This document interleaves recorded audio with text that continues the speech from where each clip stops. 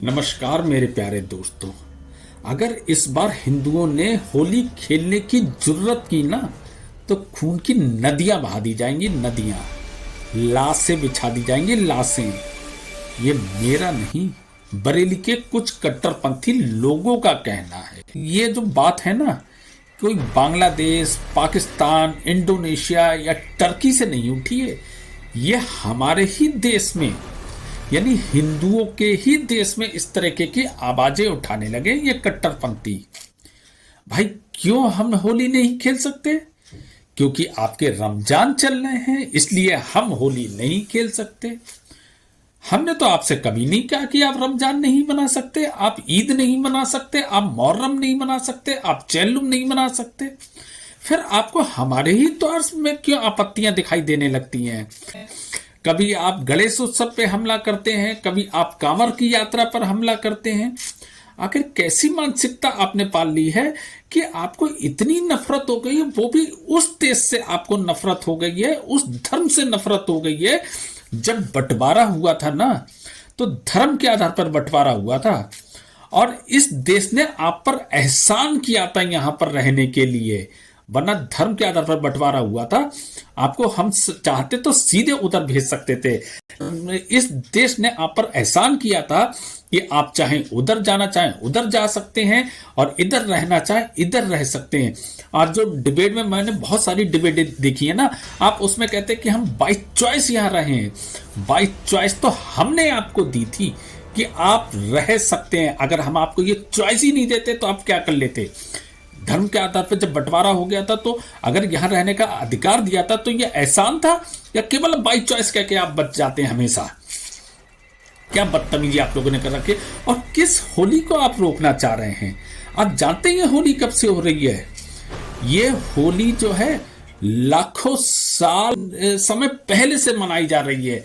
ये होली का त्योहार जो मनाया जाता है ना, एक हिरण्यकश्यप राक्षस हुआ करता था जिसने अपने आप को ही भगवान मान रखा था। उसके घर में एक भक्त प्रहलाद का जन्म हुआ था और उस प्रहलाद को मारने के लिए होलिका को उसके अंडर हैंड ओवर किया गया था कि तुम इसे आग में लेके बैठोगे। और उस होलिका को यह वरदान था कि वो कभी आग में जल नहीं सकती।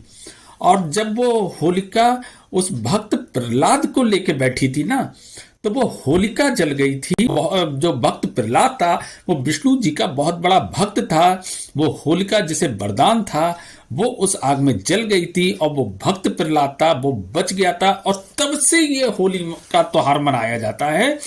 और विष्णु पुराण के अनुसार भक्त प्रहलाद का जो ये केस है ये सतयुग का केस है। यानी सतयुग से ये होली का त्योहार मनता चला आ रहा है। अब मैं आपको चारों युगों की जब आपको आयु बताऊंगा ना, तब आपको पता लगेगा कि ये होली कितना पुराना त्योहार है। यानी कलयुग की उम्र है 4,32 साल उम्र। इससे पहले हमारा द्वापर युग था। द्वापर युग की जो उम्र है वो है 8,64,000 साल। और त्रेता युग की उम्र है 12,96,000 साल। और उससे पहले सतयुग था जिसकी उम्र है 17,28,000 साल। यानी अगर हम चारों युगों की कैलकुलेट यानी जोड़ते हैं तो इसका जोड़ आता है 43,20,000 साल। यानी ये सतयुग में हमारी होली की शुरुआत अगर हुई थी तो ये जो त्योहार है ये 43,20,000 साल पुराना त्योहार है ये। और आपका धर्म कितना पुराना है? 1400 साल पहले आप पैदा हुए हैं और आप हमसे कहते हैं कि आप ये नहीं मना सकते, वो नहीं मना सकते, ये गलत है और वो गलत है। अगर हम अपने 43,20,000 साल में से जो 1400 साल माइनस करते हैं तो 43,18,600 साल, यानी जब आपका धर्म पैदा भी नहीं हुआ था तो हमारी होली की उम्र 43,18,600 साल हो चुकी थी। क्या बात करते हैं यार, आपकी ये नहीं कर सकते, आप वो नहीं कर सकते, आपको कुछ समझ भी नहीं थी। तब हम डेवलप हो चुके थे। और आप जबरदस्ती का डंका पीटते हैं कि नहीं साहब हमारे रमजान चल रहा है, मनाओ भाई रमजान, हमें कोई दिक्कत नहीं। आप हमारे देश में रहते हो, हमने आप पे एहसान किया था बंटवारे के समय में कि आप हमारे देश में रह सकते हो, और उस एहसान का बदला आप खून की होली खेल के आप लेना चाहोगे। इतनी कट्टरता आपने अपने अंदर पैदा कर ली है। हम तो कभी आपके किसी त्योहार पे या किसी भी जुलूस पे हम हमला नहीं करते हैं, एक पत्थर तक नहीं मारा कभी, कोई अपशब्द उस पे नहीं बोलते हैं। हमारा तो मानना है कि जैसे हमारा धर्म वैसे ही सबका धर्म। आज तक चाहे सिख धर्म हो, ईसाई धर्म हो, जैन धर्म हो, बौद्ध धर्म है, सभी का ये सनातन धर्म सम्मान करता है। फिर आप ही ऐसे क्यों कर्म करने लगे हो कि आपने केवल सनातनी नहीं, आप पूरी दुनिया में इतनी कट्टरता आपने पैदा करके रख दी है, जो पूरी दुनिया परेशान हो चुकी है आपकी कट्टरता से। भाई क्या कर लोगे इस दुनिया में? केवल अगर एक ही धर्म रह जाएगा, क्या कर लोगे उससे? क्या हो जाएगा उससे? उससे कोई आसमान और धरती चिपक जाएंगे क्या आपस में? और चिपक के क्या कर लेंगे? अगर चिपक मिल जाएंगे तो क्या हो जाएगा उससे? भाई ऊपर वाले ने हमें तुम्हें सबको उस ऊपर वाले ने ही बनाया है। ये कट्टरता की सोच, ये मूर्खता की सोच छोड़ो, खत्म करो इसे, मिलजुल के रहो। तभी तो आज आप देख रहे हैं कोई भी सनातनी आप किसी जैन की बुराई करता हुआ नहीं मिलेगा, कोई सनातनी किसी सिख की बुराई करता हुआ नहीं मिलेगा, कोई सनातनी किसी दूसरे धर्म की ये बुराई करता नहीं है। इतना सॉफ्ट धर्म है, इतना उदारशील धर्म है जो सबको अपने में समा लेता है। आप उस पे भी हमला करते हो, ये शर्मनाक बात है। एक अभी और जल्दी की एक मैं घटना आपको बताता हूं। आप इतनी कट्टरता घुस गई है, ये सनातन तो छोड़ो, इनका अभी एक जल्दी का है, ये अपने धर्म को भी नहीं छोड़ते हैं।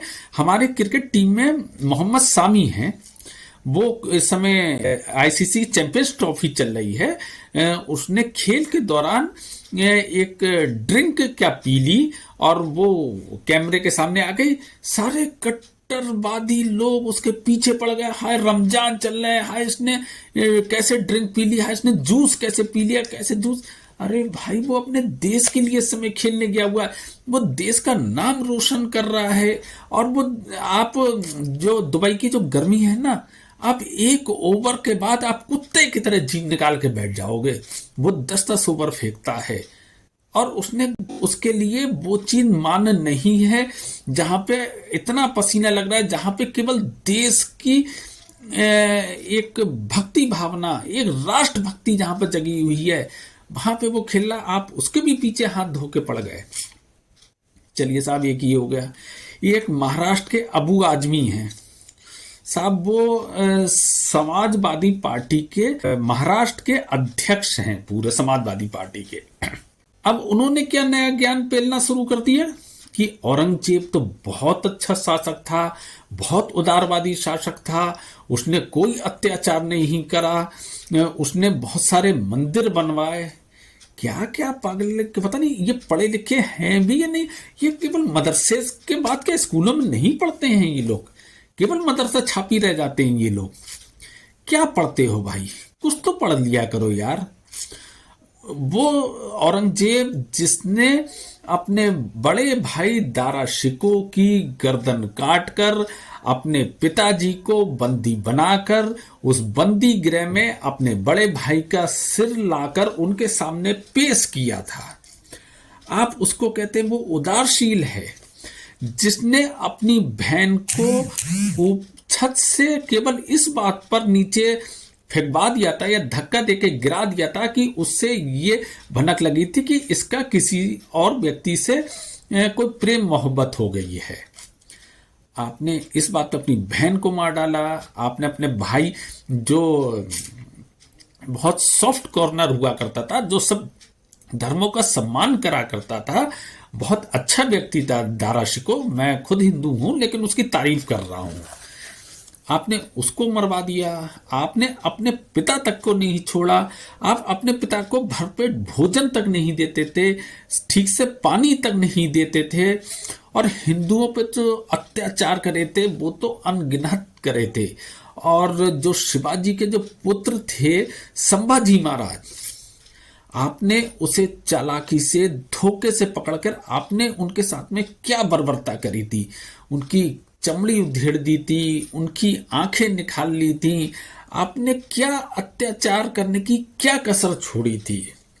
और आपने गुरु तेग बहादुर के संग में आप लोगों ने क्या करा था, औरंगजेब ने उनके सामने केवल इस बात पर करा था कि आप इस्लाम धर्म कबूल कर लो। अगर इस्लाम धर्म कबूल नहीं करेंगे तो वो इंसान ही नहीं रह गए।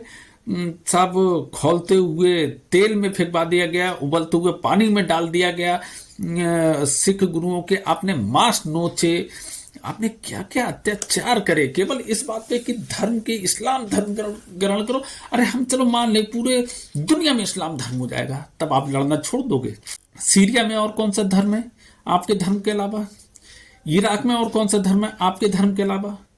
अफगानिस्तान में कौन सा धर्म है आपके धर्म के अलावा? वहां पे भी तो आप लोग लड़ते रहते हो। वहां आप क्यों लड़ते हो? वहां पे अपनी धर्म में फिर के निकाल निकाल के लड़ते हो। तो आपकी लड़ाई का कोई अंत है या नहीं है? क्या मानसिकता आप फैला के बैठे हो? पूरी दुनिया को क्या खत्म करने के बाद क्या अकेले रह के आप क्या करना चाहते हो, क्या कर लोगे? भाई आपके और ऊपर वाले के बीच में आप बीच में क्यों घुसते हो? अगर मैं मान लो कुछ गलत कर रहा हूं तो ऊपर वाला निपटेगा ना, वो मेरा न्याय करेगा। आप क्यों बीच में उंगली करते हो कि नहीं साहब ऐसे नहीं, ऐसे करोगे, ऐसे नहीं ऐसे करोगे? क्यों करोगे? अगर मैं गलत कर रहा हूं तो ऊपर वाला मुझे सजा देगा कि नहीं ये तुमने गलत करा तो तुम्हें सजा मिलेगी। या फिर आपको ऊपर वाले पे फिर विश्वास नहीं है, या आप कह दो कि मुझे ऊपर वाले विश्वास नहीं, मैं इससे सजा दूंगा क्योंकि ऊपर वाले पे मुझे पता नहीं कि वो दे पाएगा नहीं दे पाएगा। क्या कहना चाहते हो आप? क्यों जबरदस्ती लोगों पे करते हो कि आप ऐसा करोगे, वैसा करोगे, ऐसा करोगे, वैसा नहीं करोगे? तो ये कट्टरवादी सोच छोड़ो, इंसान बनो। इंसान बनोगे तब आपको इंसानियत समझ में आएगी।